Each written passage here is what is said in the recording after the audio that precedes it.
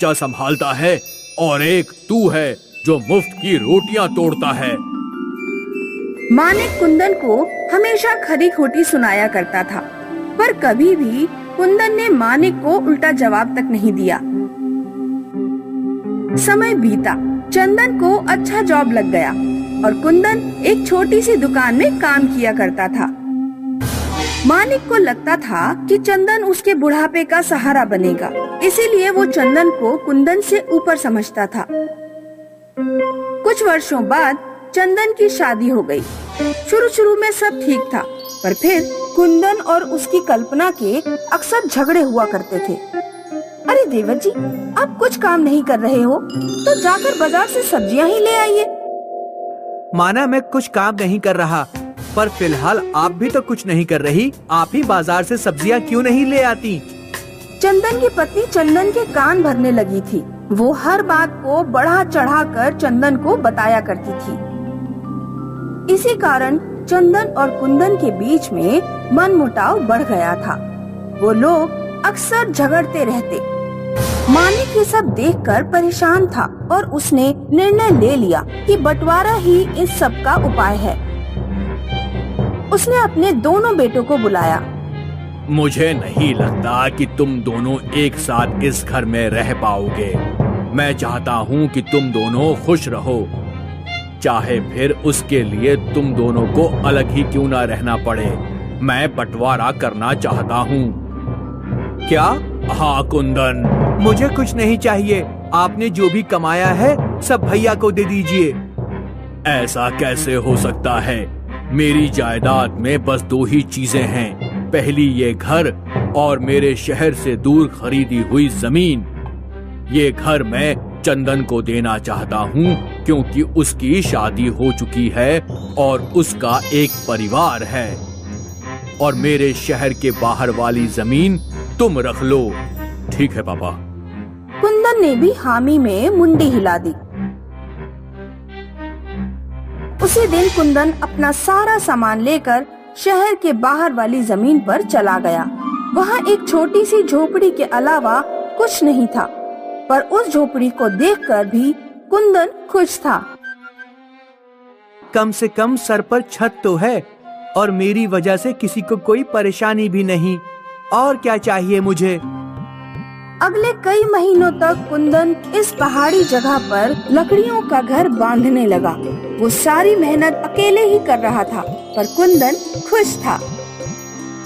यहाँ चंदन की पत्नी को अपने ससुर से भी अड़चन होने लगी थी। अरे तुम तो बहुत भोले हो। तुम्हारे पिताजी हमारे इसी भोलेपन का गलत इस्तेमाल करते हैं। मैं समझा नहीं। तुम्हें याद है ना, कल तुमने पापा को लाइट बिल भरने के लिए पैसे दिए थे? हाँ, वो उनसे कहीं गिर गए, वही ना? मुझे नहीं लगता कि वो पैसे गिरे होंगे। क्यों? कल उन्होंने अपने लिए नए जूते खरीदे हैं। उसके पैसे उनके पास कहाँ से आए? मतलब पापा ने मुझसे झूठ बोला? और बस तब से चंदन अपने पिताजी से लड़ने लगा। वो बात बात पे उन्हें ताने मारता था। कल्पना अपने ससुर के साथ अच्छे से बर्ताव भी नहीं करती थी। वो उन्हें पेट भर के खाना तक नहीं देती थी। ये 100 रुपए हैं, 2 किलो आलू और 2 किलो टमाटर ले आइए और बाकी के पैसे वापस लौटा देना याद से। ठीक है बहू। बेचारा मानिक करता भी तो क्या करता, जब उसका अपना बेटा ही उसके साथ अच्छा बर्ताव नहीं कर रहा था तो बहू से क्या उम्मीद रखता। मानिक की सारी आकांक्षाएं टूट चुकी थी। मानिक को लगता था कि चंदन उसके बुढ़ापे का सहारा बनेगा, पर चंदन तो उससे सीधे मुंह बात तक नहीं कर रहा था। यहाँ धीरे धीरे कुंदन का घर बनने लगा था। कुंदन बहुत खुश था कि जल्द ही उसका अपना घर बन जाएगा। घर बनते ही पापा को घर दिखाऊंगा, उन्हें जरूर मुझ पे नाज होगा। चंदन और कल्पना मानिक के साथ दिन प्रतिदिन बुरे से बुरा बर्ताव कर रहे थे। मानिक अकेले में रोया करता था, पर वो करे भी तो क्या। जैसे ही कुंदन का घर बन गया, कुंदन तुरंत शहर लौटा। यहाँ उसने देखा कि उसकी भाभी उसके पिता को चिल्ला रही थी। ये उससे देखा नहीं गया। वाह भाभी, पापा के बदले अगर आपके खुद के पापा होते तो क्या तब भी आप ऐसे ही बात करती? तुम्हारी ही कमी थी। अपने पापा का इतना ही लग रहा है तो ले जाओ ना अपने पापा को अपने साथ। वही करूँगा, और आज के बाद पापा का तुम लोग मुंह भी नहीं देख पाओगे। तभी चंदन वहाँ आया। इतना घमंड, ले जा, मैं भी देखता हूँ कि तू पापा को मुझसे अच्छा कैसे संभालता है। कुंदन अपने पापा का हाथ पकड़कर वहाँ से चला गया। उन दोनों ने बस पकड़ी और शहर के बाहर उतर गए। मानिक को अपनी आंखों पर यकीन नहीं हो रहा था। यहाँ तो बस एक झोपड़ी थी ना। हाँ, मैंने ही यहाँ ये घर बांधा है। यही बताने मैं आपके पास आया था। सोचा था आपको दिखाऊंगा तो आप बहुत खुश होंगे। मानिक की आंखों से आंसू बह गए। जिस बेटे को उसने खोटा सिक्का समझा था वो तो असल में खरा था। कुंदन अपने पिता को अपने घर के अंदर ले गया।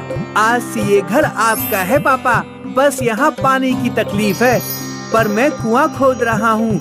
जल्द ही पानी की समस्या भी दूर हो जाएगी। मुझे यकीन है तू वो भी कर ही लेगा। उस दिन कुंदन ने अपने पिता की बहुत अच्छे से सेवा की और उनके साथ समय बिताया। मानिक के सोने के बाद कुंदन भी अपने पिता के पैरों के पास ही सो गया। जब रात को मानिक उठा तो ये मंजर देखकर वो अपने आंसू नहीं रोक पाया। जिस बेटे को मैंने हमेशा दुत्कारा है वो मुझे इतना प्यार करता है। हे भगवान, इसका जीवन खुशियों से भर दे। मानिक कुंदन को देखते देखते सो गया। अगली सुबह कुंदन अपनी कुदाल लेकर घर से बाहर आया। अरे कहाँ चला? कुआं खोदने। ठीक है।